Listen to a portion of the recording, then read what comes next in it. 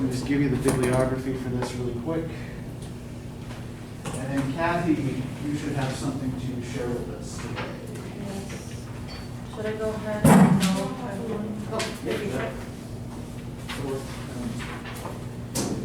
Yes. Okay, so do you want to go to the front or no? You don't have to, but if you stand up, we'll probably hear you better. So this is my little diagram. Pretty simple, I think. Okay, so right here, your Carrington space, because you want to take all of it up. Like, I feel like she did that out of spite, but it's fine. So there's a coven of witches that kind of guard the area that she touched.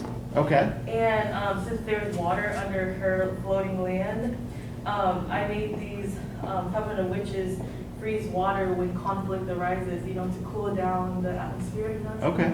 And they can also, these witches can also hypnotize and control animals or plants when needed. And then, so in this section, these two sections are protected by an invisible energy force field, which means like if they sense like somebody has ill intentions to the community, then they'll just block them out. It also disguises itself as something undesirable, like a barren wasteland kind of thing. And then this area is abundant in food and water, and the animals in this land can actually communicate with you guys by making like 5 seconds straight eye contact. But if you break it, then you can't talk to them, so you have to maintain that eye contact. And you don't know that until you actually do it for whatever reason. And then also there's blue-faced monks that are scattered in this area.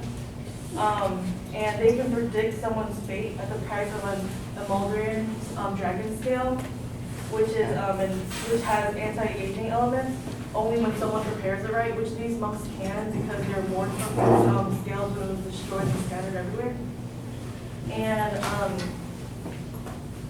they also have like these enchanted grapes that you can only harvest when like once every eclipse, and they can heal the sick and wounded. And so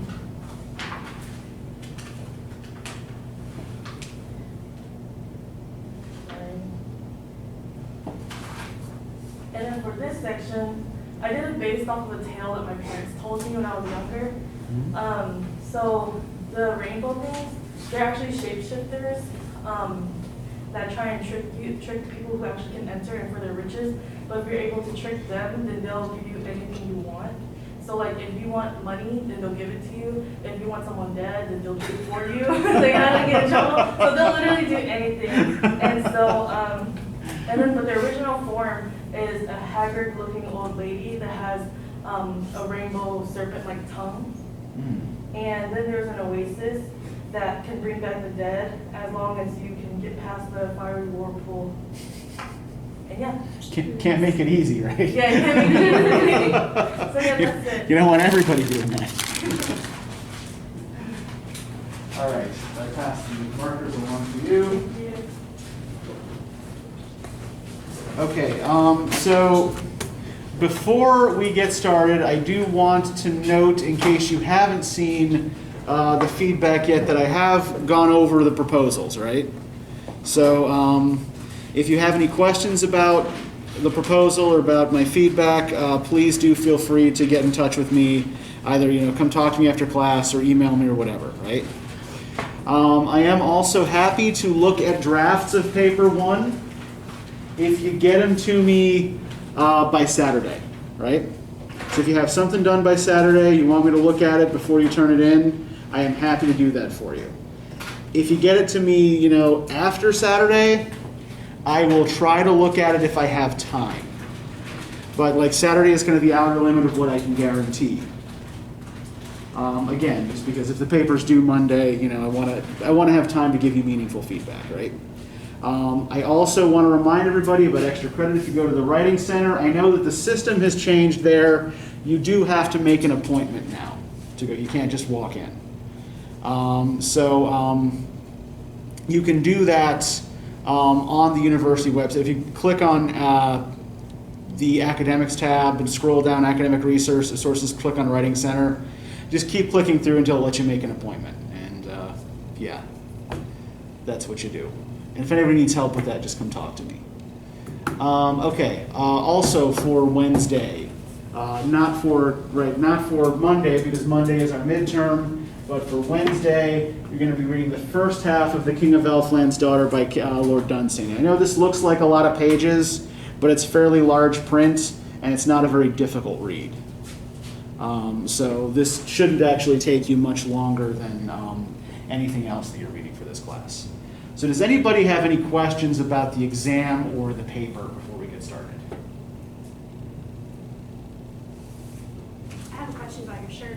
Oh, okay. Sure. Who's Vicky and the band from college? They are a band from Atlanta. They came down and played the beer festival here, the Hot Glass and Craft Beer Festival. Like, I guess with the last time we had it, I guess was two or 3 years ago now. So yeah, that was Mm-hmm. Yeah. Their stuff is on Spotify. It's pretty good. All right. Any other questions that are not related to my sartorial choices?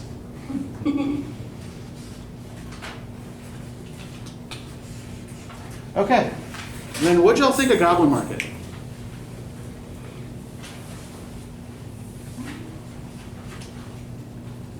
I know this was not your first time through it. I'm pretty sure I wrote my second paper. I think Second or first paper. I think you did write a paper on Goblin Market for Britlit too, yeah. Yeah. I enjoyed the imagery. Okay. They used. It wasn't just rhyme scheme. They really went into what kind of fruits the goblins were selling, Uh-huh. what the themselves looked like, what they were carrying the said fruits on. Uh-huh. And they didn't just have your run-of-the-mill apples and, plums and all Uh-huh. kinds of things. Oh, sure. And I think, yeah, the kinds of, we'll get to this, yeah, but the kinds of fruits that the goblins have on offer actually do matter for reading the poem. But yeah, there's this kind of abundance of distinct images, right? Like not only do we have this abundance of fruit imagery. Also how the goblins are described and how Lizzie and Laura are described. Uh-huh. And yeah, I think that it might be a good idea to think about exactly how the goblins are described as well here, right? What do the goblins look like? Animal humanoid mashups. Yeah. They look like little furry people, right? Little half animal men, right? Now, what do we usually think of when we hear the word goblin? What does goblin suggest to us?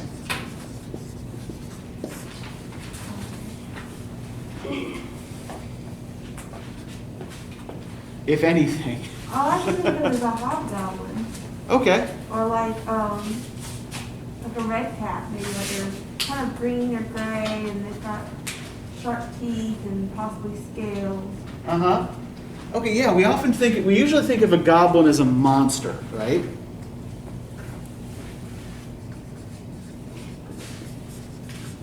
Right.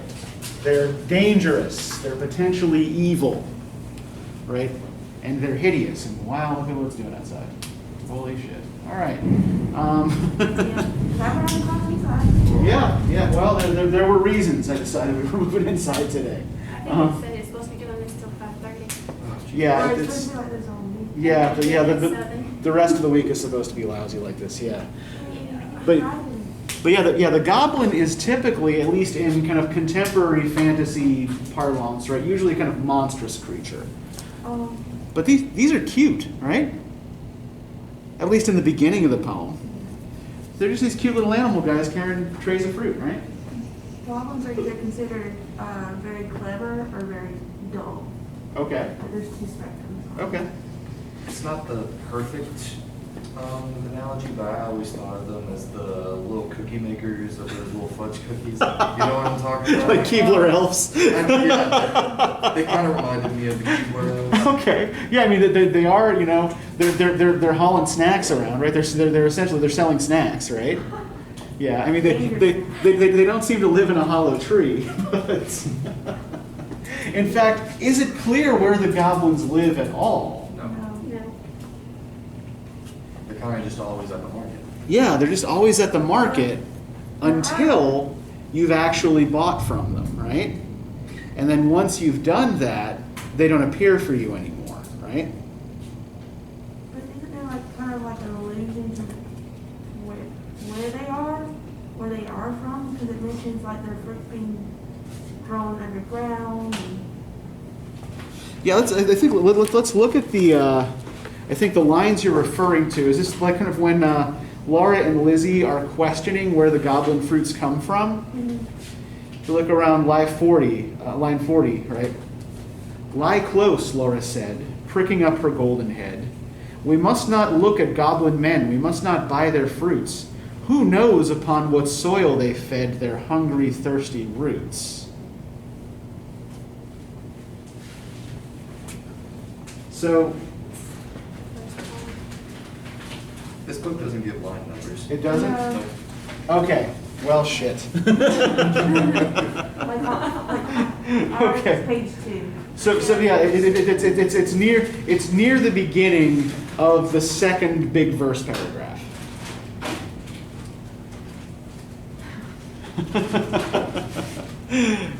That does make things challenging. All right, I didn't realize that the edition I assigned you didn't give line numbers. Okay, so yeah, lie close, Laura said, pricking up her golden head. We must not look at goblin men, we must not buy their fruits. Who knows upon what soil they fed their hungry, thirsty roots? So what is Laura pointing out here about the source of the fruit? I don't know where it comes from. Yeah, who knows where this comes from, right? So yeah, it's the fruit is of unknown origin.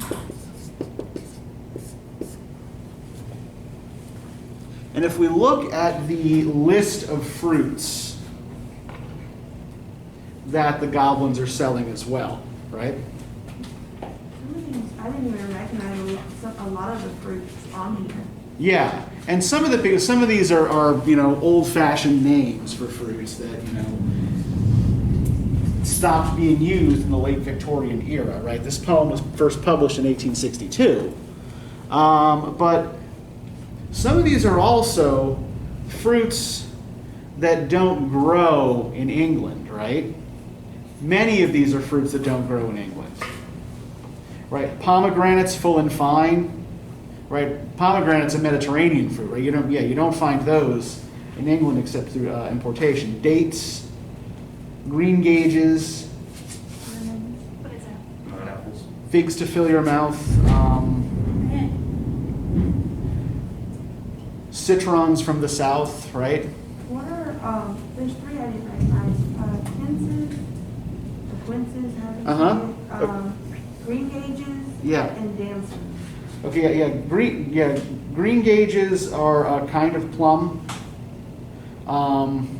And what was the other one you asked about?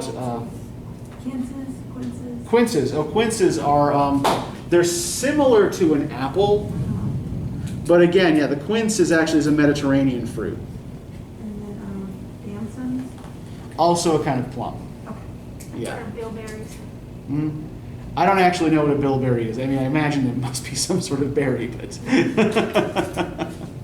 but yeah, a lot of these are things that don't grow in cold, wet northern climates like England, right? So not only is the fruit abundant and of unknown origin, much of it is also exotic and or foreign.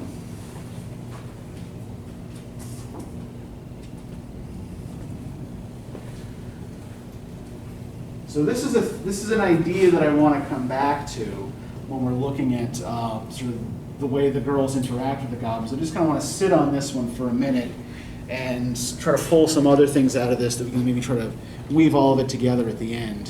What else did you guys notice about this poem? Anything else that you found weird or interesting? The cost to buy fruit is known. Okay. Because they're not interested in coin, but more personal things like a lock of hair. Yeah. They'll sell to Laura happily, right? Because she gives them a lock of hair. right? You have much gold upon your head. And then what else is, and Lizzie tries to buy with a coin, right? But they don't want that. Yeah, they want something personal, right? They don't want something like a token of exchange, right?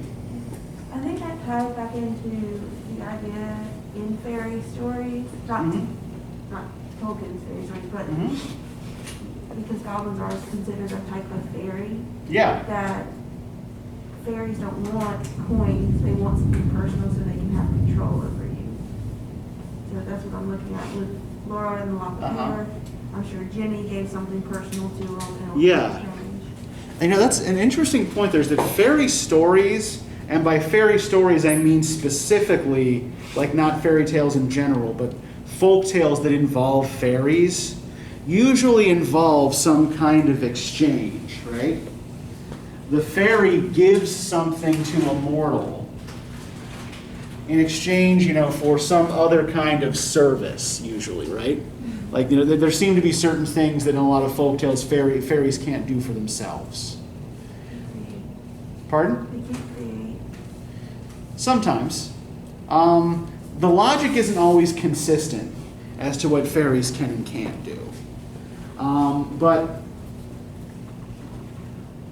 one thing that we should probably note at the outset is that fairy tales are all over the place in Victorian England, right? And Goblin Market is a fairy tale in pretty much all acceptable senses of the term, right?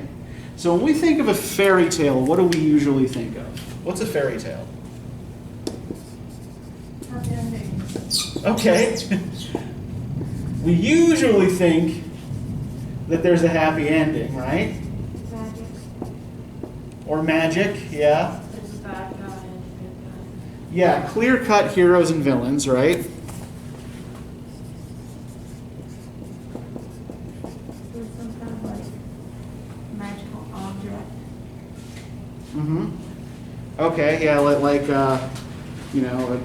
golden ball or something like that. Yeah, okay.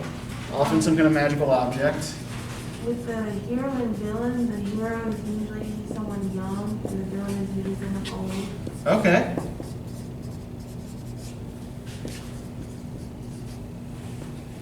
Yeah, there is often in a fairy tale like almost like this, what seems like almost like a struggle between childhood and adulthood, right? Or young adulthood and old age. And yet, fairy tales often do kind of divide up into these kinds of binary dichotomies, right? There's clear good, there's clear evil, there's clear magic, there's clear mundane, young, old, rich, poor, things like that, right?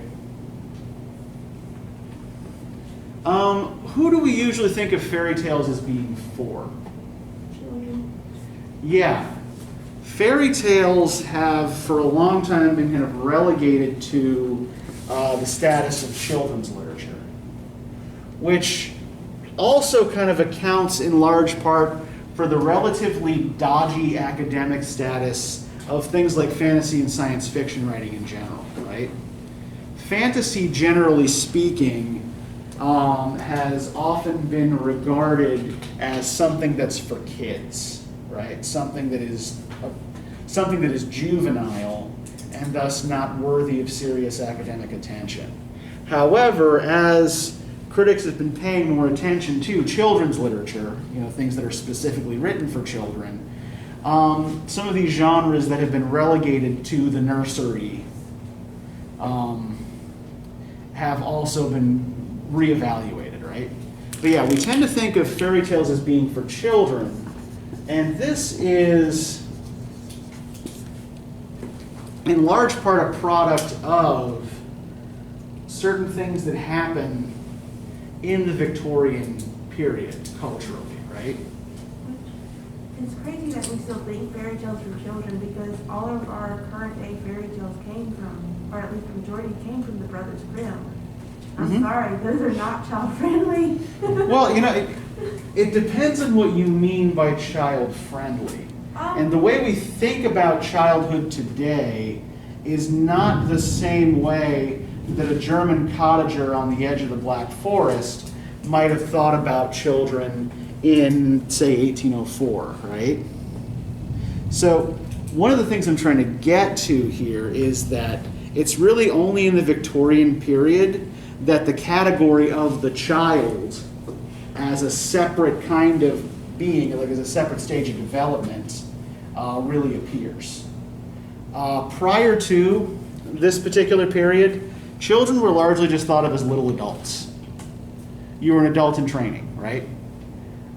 You might get a couple years of schooling if you're lucky. If you're, born into, say, like, a working class or farming family. But by and large, you're going to be spending most of your time learning whatever trade you're expected to follow as an adult, right? This whole idea of let children be children is something that is completely foreign to most people up until the mid-19th century, right? It's like, let children be children. Like what? Like let my child go out and help in the fields like he always does? Like that's what's supposed to happen. That's what we do. This, by the way, is also one of the reasons why it took so long to pass laws against child labor in North America, in Britain, and in most of Europe, right? Because people didn't think about children as sentimentally as we tend to, right? We look at child labor practices in, say, the 1860s, and we think, my God, that's horrible. However, the people who often most stridently resisted changes in child labor laws were working class families who were dependent on having extra earners, right? They're like, okay, so you eggheads in Parliament want to change the law. Where am I going to get enough money to pay my rent? So this whole idea of childhood is a relatively recent historical development, right? And as the idea of the child develops, so too does the notion of the fairy tale as literature that's specifically appropriate for children, right? In part because the idea of what a fairy is begins to change.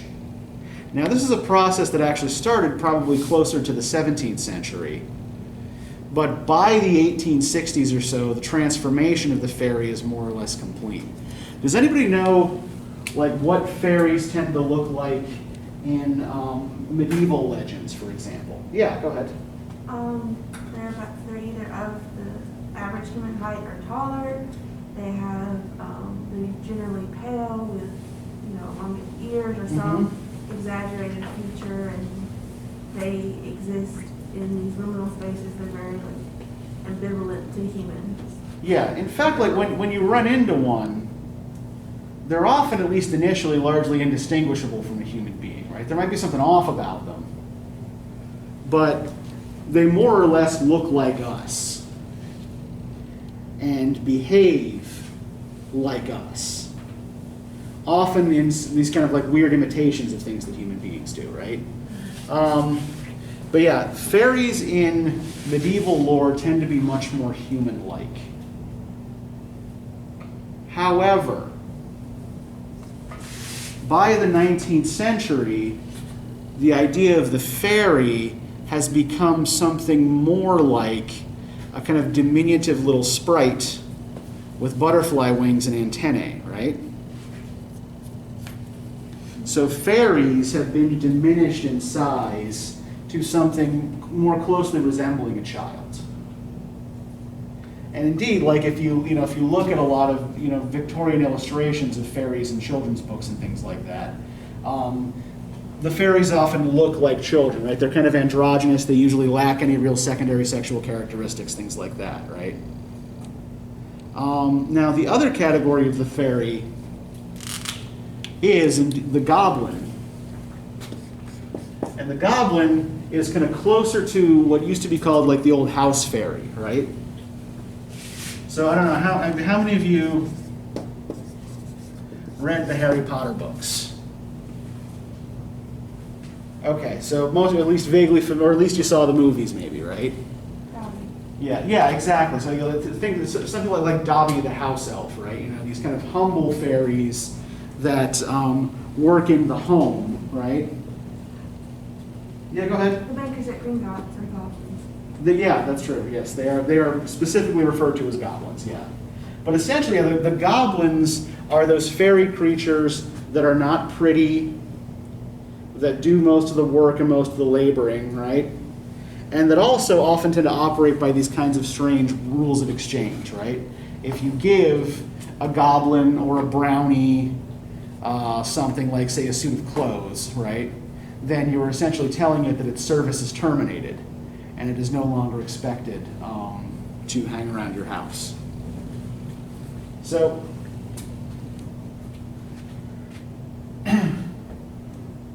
when Rossetti writes Goblin Market, starting in the late 1850s, fairy lore and fairy tales generally are a big thing, right? Are quite popular. We'll remember, you know, for example, we talked about the 1001 Nights, right? The Galland's translation, English translations of Galland, right? The Frenchman who first translated the Knights into a European language, had been available since the late 18th century. And by the 1840s, the Edward Lane translation was also readily available and quite popular. And the Edward Lane translation, you might recall, is also the one that cut out most of the sex and violence, right? Thus making it more appropriate for, you know, what we call a kind of quote-unquote family audience, right? Now, you also had the fairy tales of the French writer Charles Perrault. You may not have heard Perrault's name before, but you definitely know his work. You know, if you're familiar with stories like Cinderella, like Puss in Boots. Right, so these were available in English. Perrault himself wrote at the end of the 17th century, but these were available in English by the late 1700s. And the Brothers Grimm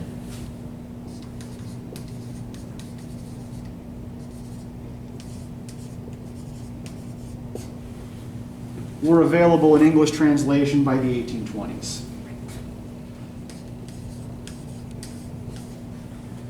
So there's all of this popular folk literature for children that is circulating in England, mostly from European sources, though also from Arabic sources ultimately, right?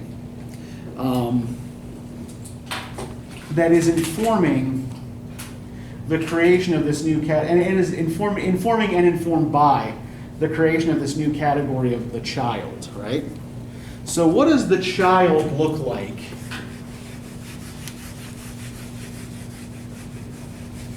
in a Victorian sense? Well, for one thing, the child, in a Victorian sense, is upper or middle class.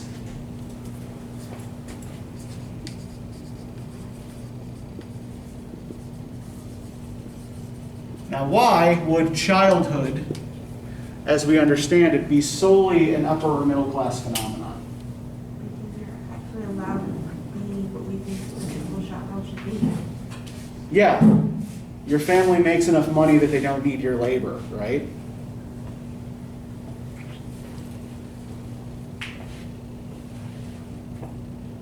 %100% to do with income, right? Which means that you have the leisure to go to school as well, right?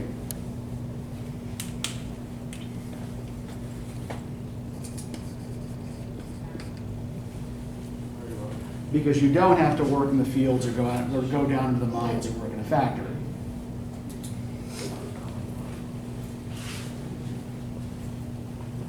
What other associations do we tend to have with the idea of childhood?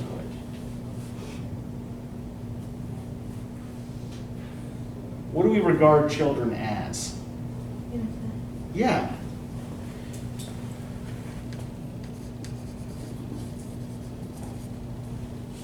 And so fairy tale themes often have to do with that journey from innocence into experience, right? The hero of a fairy tale will often start off in a state of innocence. And through his or her adventures, will enter into a state of experience, right? So what the fairy tale becomes is this kind of managed journey into adulthood, right? Where you have to take responsibility for yourself and for your property and your kin and things like that, right?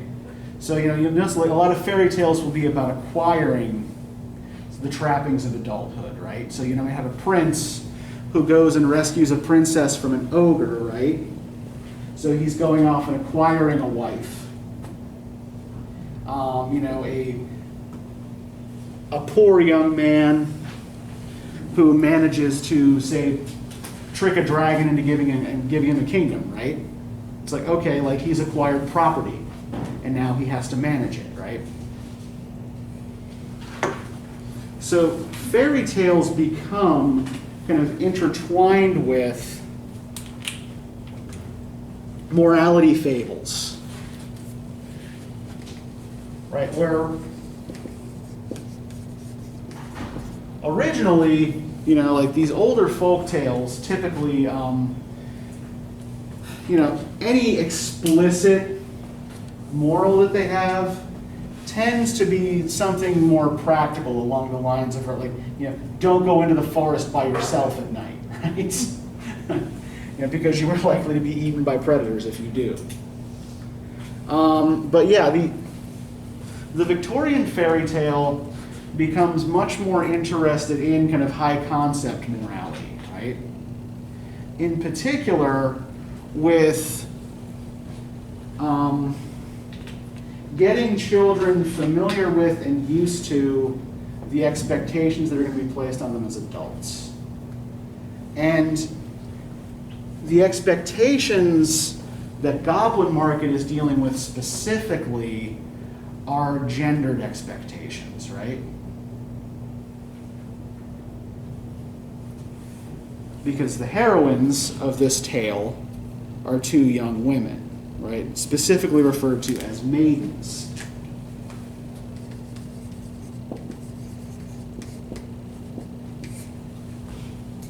Now, why might Rossetti use the term maidens to describe Laura and Lizzie here? What does the term maidens specifically suggest?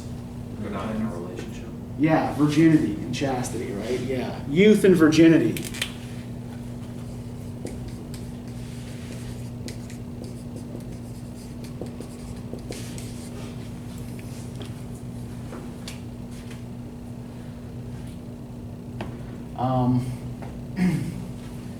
So Laura and Lizzie, at the very least, begin the poem, right, in a state of innocence.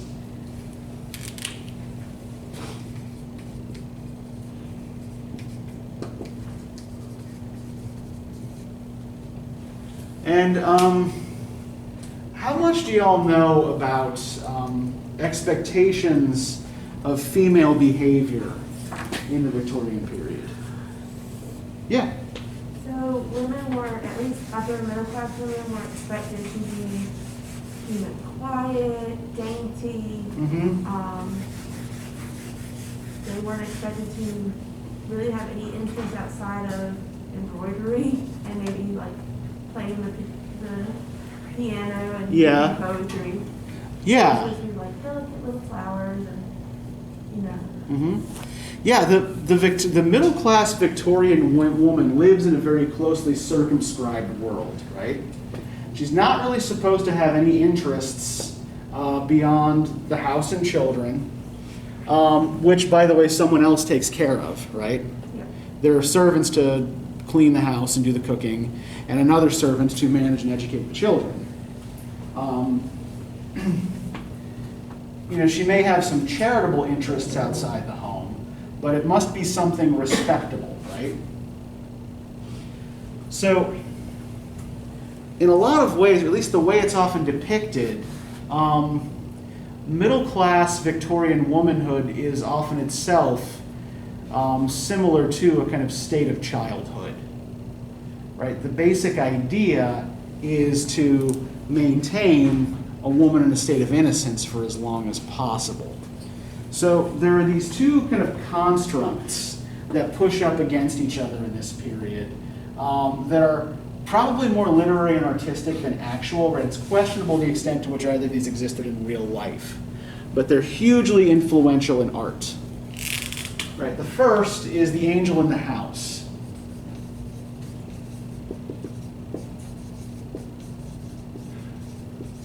And her counterpart is referred to as the fallen woman. Has anyone heard these terms before? Anybody familiar with these terms? Okay. A fallen woman is a woman for some reason she's no longer acceptable by society's standards, whether she's had a child out of wedlock or, her family's lost their money. Yeah, usually it's something closer to the former, right? Fallen woman specifically refers to a woman who has been shunned by society for some sort of sexual indiscretion. Right, whether she's had a child out of wedlock, or she's married and has had an affair, right? Which is so weird when you realize just how dirty the Victorians were. Yeah. No, well, and this was the thing. Like, it's not entirely unlike masculine codes of behavior in ancient Greece, right? Or as long as you were reasonably discreet about it, you could get away with just about anything, and no one was going to look twice at you or bat an eyelash, right? The key was to maintain that kind of facade of respectability, right? Even if everybody knew that you were going about cavorting with prostitutes, right? As long as you didn't flaunt it, nobody made an issue of it. I mean, this, for example, if you think of I don't know how many of you are familiar with the scandal that brought Oscar Wilde down. Wilde was brought down not necessarily because he was homosexual, but because he declared it more or less openly, and thus kind of pulled that curtain aside, right? And that was breaking that Victorian gentleman's code. So yes, the fallen woman is usually shunned for some kind of sexual indiscretion, right? So what about the angel in the house? Anybody know what the angel in the house is? Yeah, go ahead, Nick. The angel in the house was the mother, the manager of the servants. Yep. If the family was wealthy enough, which if it's an angel in the house kind of mentality, they most likely would be, because that mentality was mainly among the middle class, upper class, respectability standards. These are class-based ideologies, right? Yes. The angel in the house had the role of everything that was in the house, anything that was out of place, out of wrong, they would go and fix it. Yep. More or less, just because the idea was that they wanted to. The idea was that the angel in the house wanted to make everything perfect for their husbands, make everything perfect for their children, and also their role was to keep their men in line. That's a very important element of this, right? So medieval misogyny worked in a particular way, right? Regarded Eve as the tempter of Adam, and thus women as wicked seductresses of virtuous men, right? Victorian misogyny actually kind of turns it around, right? And says that women are actually morally better than men. And what they do is provide a kind of moral example for their men to follow, right? And that is why it is so much more vitally important that the angel in the house remain clean and pure and innocent. Because if she can't keep her hands clean, right, then what hope does her husband have, right? So the name comes from an abominably bad poem by Coventry Patmore called "The Angel in the House." It was written in celebration of his first wife, whom he felt embodied these features. And because the poem was so popular, partly in part because maybe it was so bad, maybe because it was so bad. The name comes to be attached to this whole ideology, right? So the angel in the house is self-sacrificing,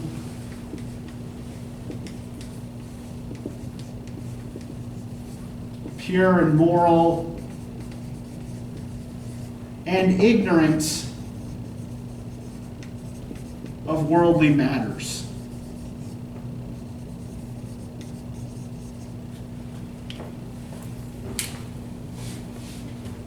And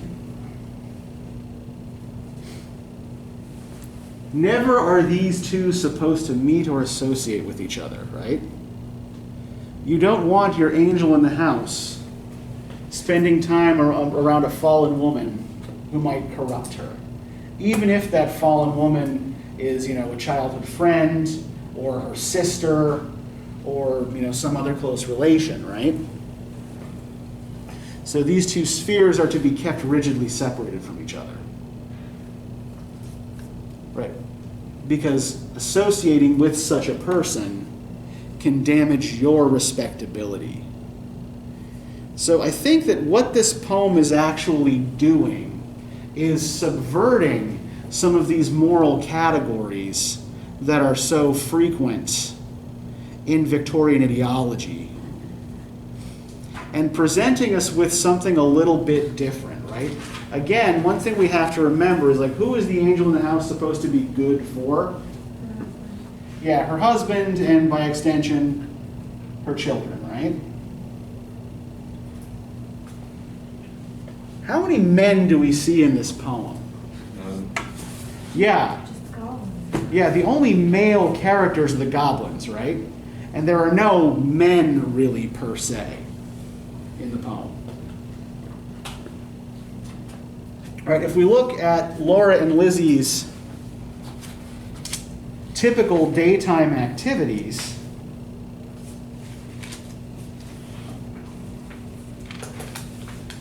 right, if we look at the verse paragraph that starts with "early in the morning when the first cock crowed his warning," can I get somebody to read that for us? Once y'all find it. Early in the morning, when Thank the you. first cock crowed his warning, neat like bees, as sweet and busy, Laura rose with Lizzie. Fetched in honey, milked the cows, aired and set to rights the house. Kneaded cakes of whitest wheat, cakes for dainty mouths to eat. Next churned butter, whipped up cream, fed the poultry sat and sewed. Talked as modest maidens should, Lizzie with an open heart, Laura in an absent dream. One content, one sick in part, one warbling for the mere bright day's delight, one longing for the night. Okay, so who does all the work on Laura and Lizzie's farm? They do. They do it themselves, right?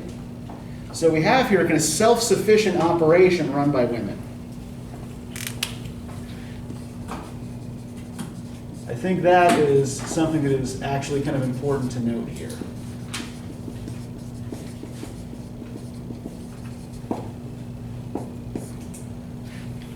And what else do we note about what their farm produces? What's their usual diet here?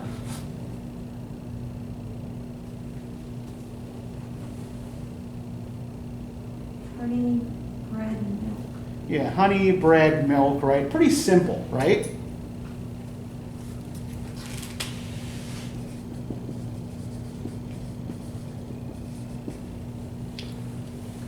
Right? They're able to live pretty simply together through their own industry. without all of these plates, these golden plates heaped full of exotic fruits, right? This foreign element that the goblins introduce. Now, this idea of the goblins selling foreign fruits, who knows upon what soil they fed their hungry, thirsty roots, right? There's an anxiety expressed here about colonial trade, right? All of Laura and Lizzie's food is produced by home industry, right? But all of this fancy stuff that they don't really need comes from who knows where. And in 1851,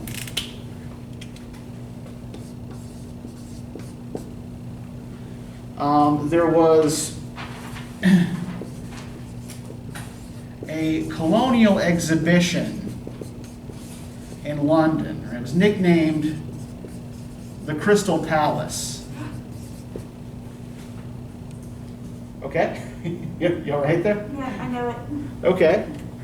And so what this exhibition was, right? You had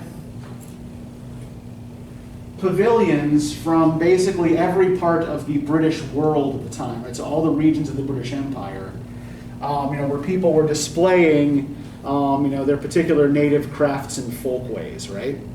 There wasn't actually anything you could buy at the exhibition, but it was giving you examples of things that were being brought into Britain through trade, right? That the empire had made available to the average person, or at least the average middle class or above person who could afford to pay for it.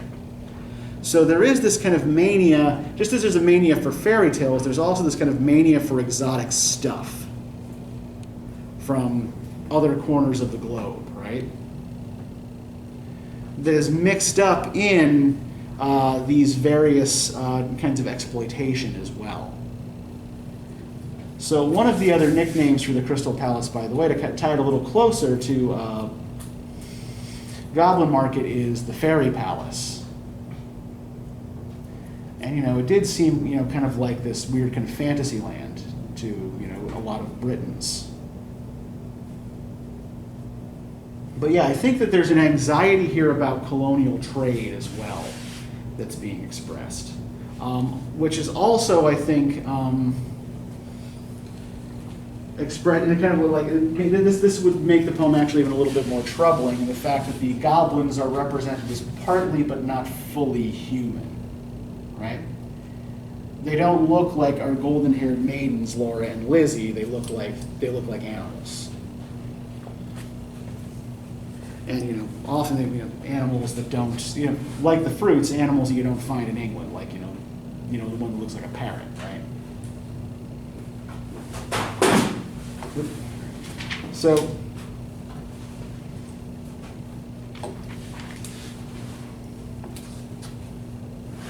to relate this back to these gender ideologies, let's look at the difference between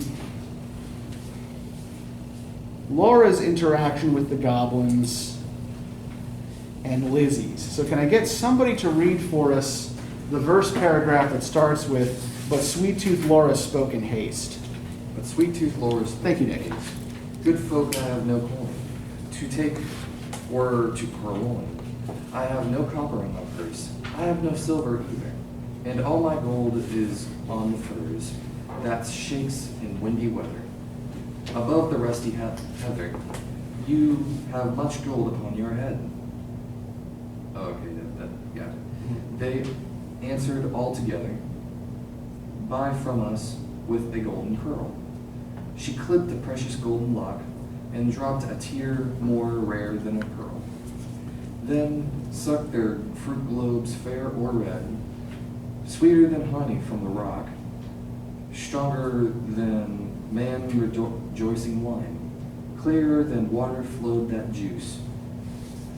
She never tasted such before. How should it cloy with length of use? She sucked and sucked and sucked the more. fruits which that unknown orchard bore. She sucked until her lips were sore, then flung the empty rinds away, but gathered up one kernel stone, and knew not was it night or day, as she turned home alone. Okay, thank you. So, apart from what we've already noted about like the way Laura pays for the fruits, right? Is there anything that strikes you as weird about the way her consumption of this fruit is described? Sexual. Okay, yeah, how so?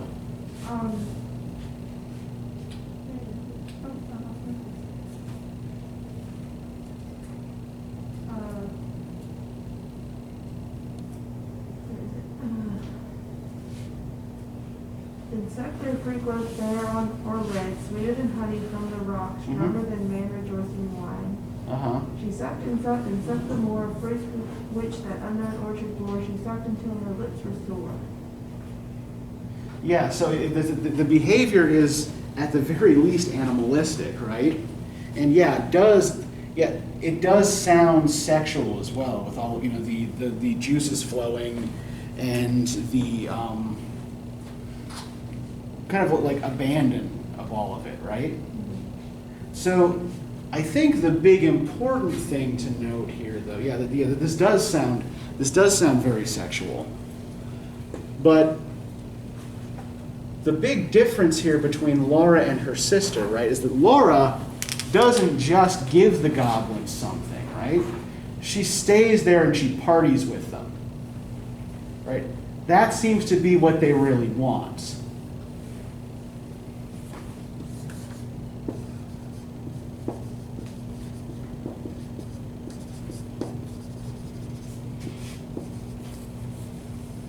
They want her to stay there and have a good time with them, right?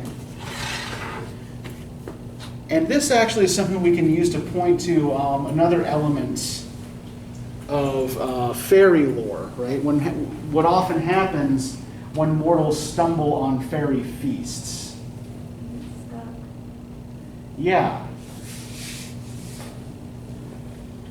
If you eat any of the fairies' food, it's kind of like the old myth of Persephone, right? You know, where Persephone has to spend 6 months in the underworld, or 3 months in the underworld, like, you know, one for every pomegranate seed that she ate while she was in Hades' kingdom, right?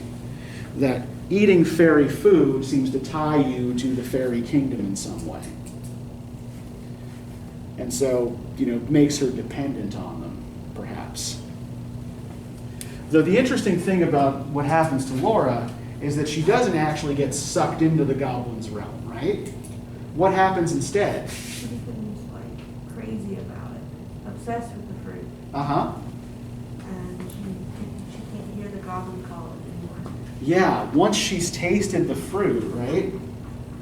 Once she's crossed the river and eaten with the goblins, shed that initial innocence, the goblins are no longer interested in her, right? She can no longer see them. She begins to wither away. Yeah. And in fact, like this is actually, I think, one of the most interesting moments in the poem. If we go to the verse paragraph, it starts with, "One day remembering her kernel stone." Right. "One day remembering her kernel stone, she set it by a wall that faced the south, dewed it with tears, hoped for a root, watched for a waxing shoot, but there came none. It never saw the sun. It never felt the trickling moisture run, while with sunk eyes and faded mouth, she dreamed of melons as a traveler sees false waves in desert drouth, with shade of leaf-crowned trees and burns the thirstier in the sandful breeze." So, you plant a kernel stone, right? You plant a seed expecting something to grow, right? But what happens to Laura's kernel? What happens to the kernel stone Laura got from the goblins? It's useless. Yeah, it's infertile, right? So nothing I think a lot that what is symbolized here is infertile, illicit sexual activity, right? That nothing comes of Laura's liaison with the goblins. Now then, let's examine Laura's interaction with the goblins when she goes to try to get fruit to save her sister. Right? Yeah, go ahead. You mean Lizzie? Lizzie, yes, Lizzie's interaction with the goblins, yes. Thank you. So can we start with the first paragraph that starts with, good folk, said Lizzie, mindful of Jeannie. Good folk, said Lizzie, mindful of Jeannie, give me much and many. Held out her apron, tossed on her penny. Nay, take a seat with us, honor and eat with us, they answered, grinning. Our feast is but beginning, not yet is early, warm and dew pearly, wakeful and starry, such fruits as these no man can carry. Half their bloom would fly, half their dew would dry, half their flavor would pass by. Sit down and feast with us, be welcome guests with us, cheer you and rest with us. Thank you, said Lizzie, but one waits at home alone for me, so without further parleying, if you will not sell me any of your fruits, though much and many, give me back my silver penny. I tossed you for a fee. Okay, so the goblins don't want her money, right? What do they want from her? Her. Yeah, they want her company, right? They want her to hang out with them like her sister did, right? It's like, come on, right? Look at these fruits. Look at how beautiful these fruits are. You carry these away, they're just going to wither, right? They're not going to make it home.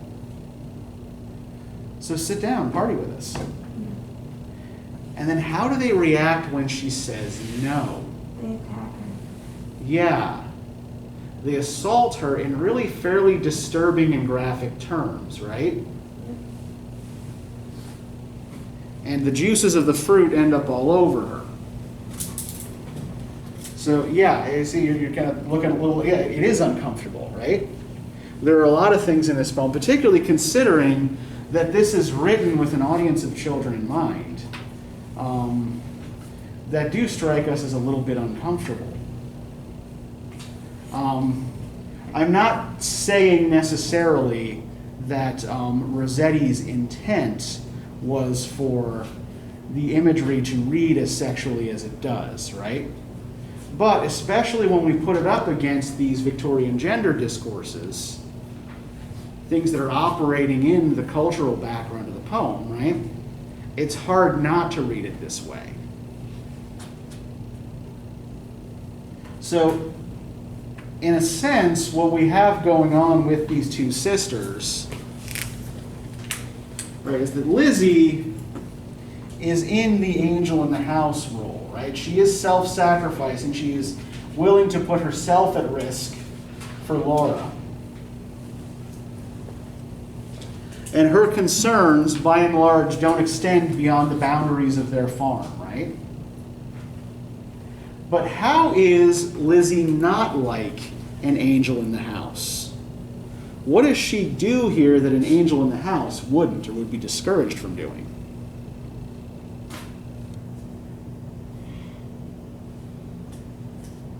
Associating with her sister.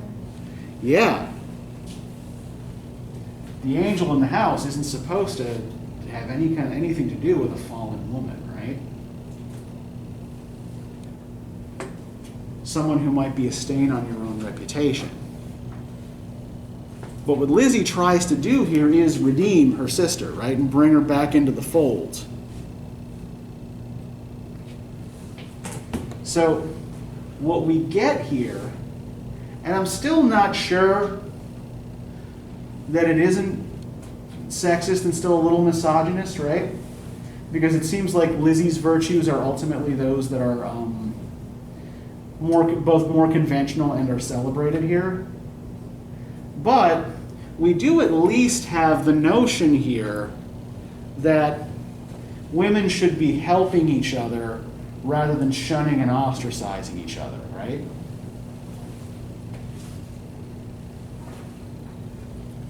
that Lizzie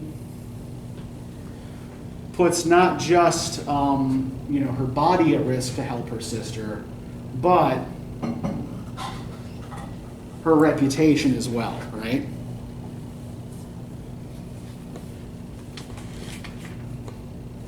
Now, the last thing I want to look at, because I know the weather has been pretty damn distracting for all of us, is the end of the poem here.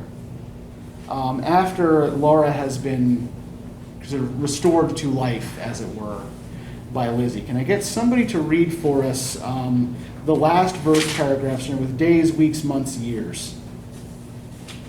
Days, weeks, months, years, afterwards with both their wives, with children of their own, their mother hearts to Sabbath fears, their lives bound up in tender life. Laura would call the little ones and tell them of her early prime, those pleasant days long gone, of not returning time. Would talk about the haunted glen, the wicked, quaint fruit virgin men, their fruits like honey to the throat, but poison in the blood. Men sell not such in any town. Would tell them how her sister stood in deadly peril to do her good, and when the fiery antidote, then joining hands to little hands, would bid them cling together.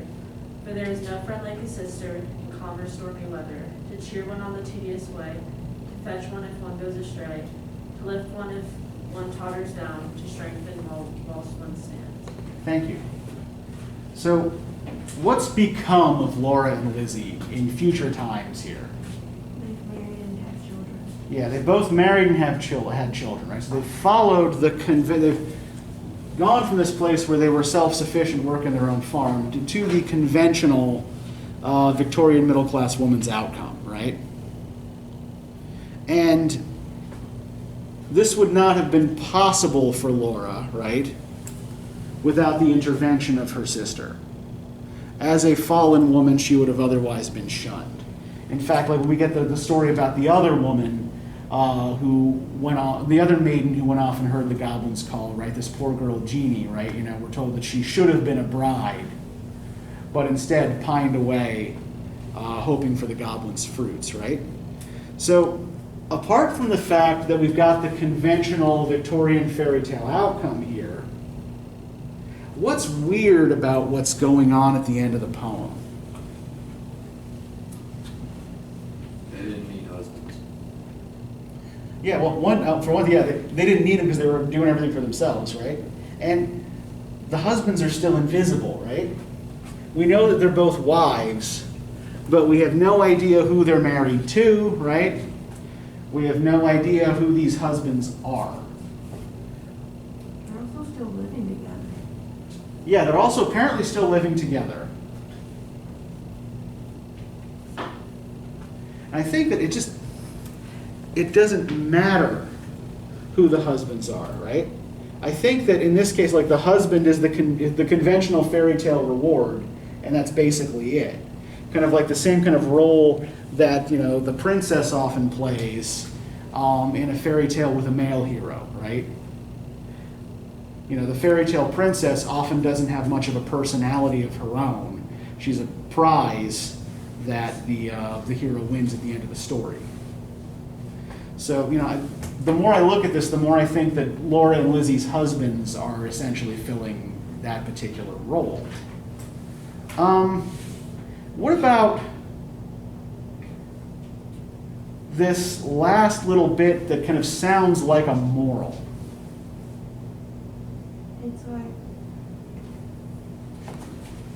It's telling the children the importance of sisters and to always stand by your sister or your sibling.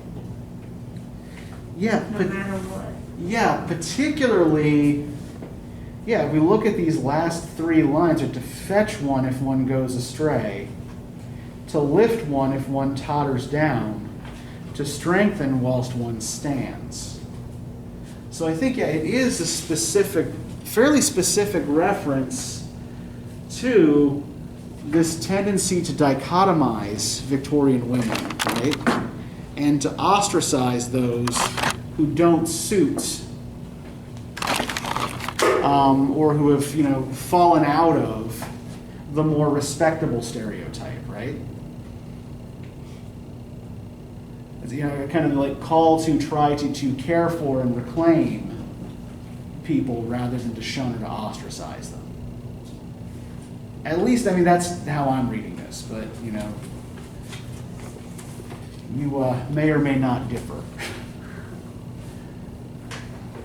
So, that's basically what I have to say about this. Does anybody have any questions or anything else that you want to go over? Or one thing I will note, because we did not have a vocab quiz this week on the stuff we read this week, the midterm exam will only cover up to Frankenstein, right? So things that were on the last vocab quiz might appear on it, but yeah, nothing from Goblin Market yet. All right, so let me give you some reading questions for the King of Elfland's Daughter, which is a kind of interesting bridge text between Victorian fairy tales and what we would now call high or epic fantasy. So we're getting something closer in Lord Dunsany to contemporary fantasy, but that is still dealing in a lot of Victorian and pre-Victorian tropes.